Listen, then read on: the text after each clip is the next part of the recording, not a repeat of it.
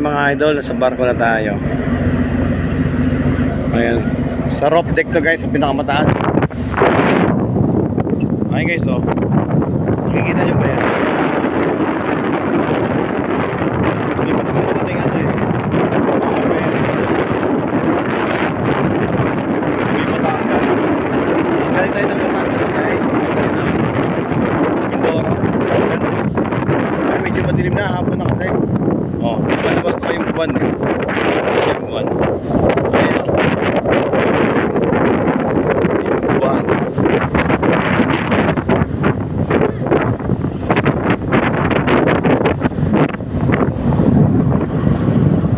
Hindi tayo nakapag-vlog kanina. Hindi ko na-set up yung ano, sa paulan.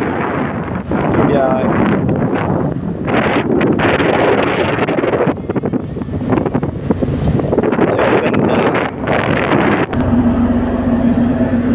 Taas ito guys, oh. Ayan guys, yung ano, tambocho ng ano, ng barko guys. Naririnig nyo, lakas no. Ay mga idol, dito tayo sa pinakamataas. Yan yung Batangas. Alright. Bye-bye Batangas. Ito yung second layer ng barko. Okay, second ano. Yun yung mga motor natin.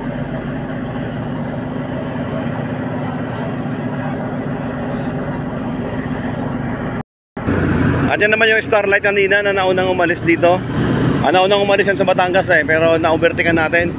Medyo mabilis tong Montenegro na to guys eh. Nasakyan ko na to nung November. Mabilis to, mga 2 hours na to guys.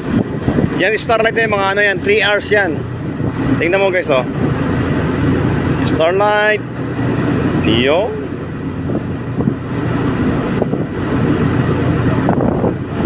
Itong sinakyan natin to, sumasabay ito sa Pascat guys eh.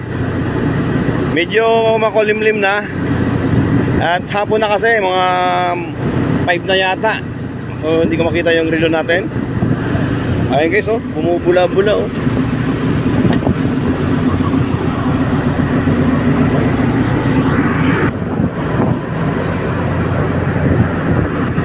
At yun naman guys, yung ano, yung pinaka parang pag hindi naman hinihingi, yan yung parang salbabida. Salbabida. Ayan. Yan yung hinuhulog para sakyan ng mga ano, passenger. If ever na may mangyari, hindi naman hinihingi natin, di ba? Ayan. So lahat ng upuan may nakalagay doon na mga ano guys. May mga nakalagay doon na life jacket. Ayan. So before kami umalis, may prayer tapos orientation kung paano gagawin if ever na may mangyaring hindi natin inaasahan. Ayan. So we believe na guided tayo ng Panginoon sa travel natin at ayan, oh. Sarap, napaka-relax dito guys. First, ngayon lang ako nagbiyahe guys ng ano eh, ng hapon. Kaya masarap, makulimlim.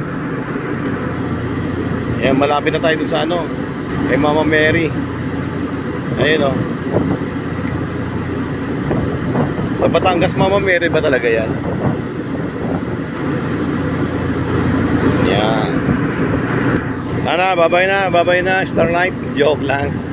So mas malaki yata yung Starlight na yun, pero parang same lang rin. Tingnan nyo guys oh.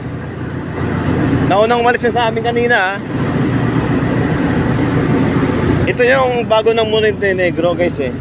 Hindi ko alam kung bagong repaint o bago talaga. Pero hindi naman kasi kalawangin na eh. Joke lang. Ayun naman, bilis siya. Pagtapat yata sa Pascat. Baba tayo mga lods.